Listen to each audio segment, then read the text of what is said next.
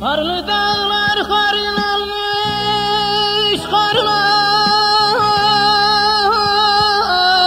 cananım benim.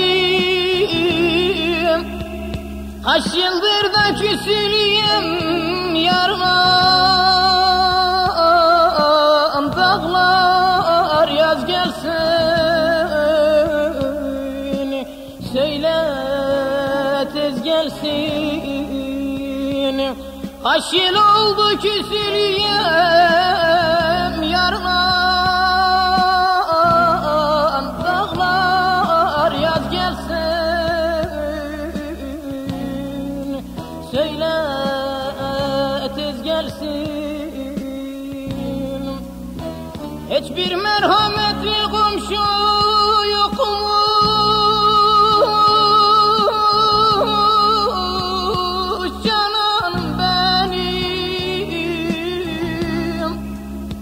Beni barıştıran adlı yarlan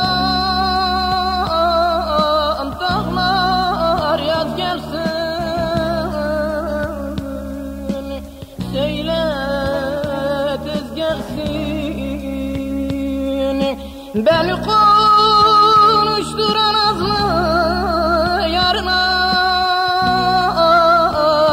dağlar, yaz gelsin söyle tez gelsin.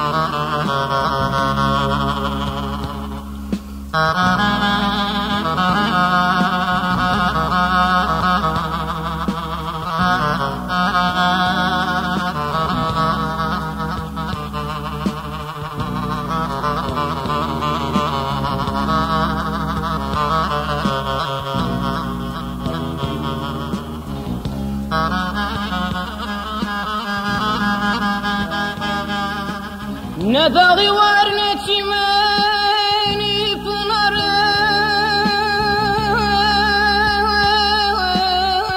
cananım benim. Kimse bilmez gizli gizli yananı, dağlar, yaz gelsin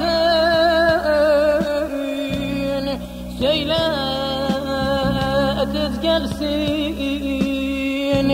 Kimse bilmez gizli gizli yananı,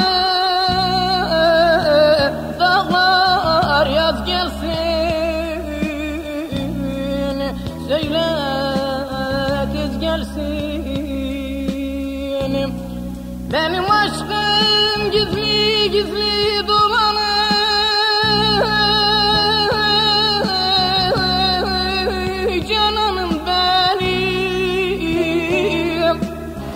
ben garibim, yıkma benim yuvamı, dağlar, yaz gelsin söyle tez gelsin. Ben garibim, yırtma benim çulumu, dağlar, yaz gelsin söyle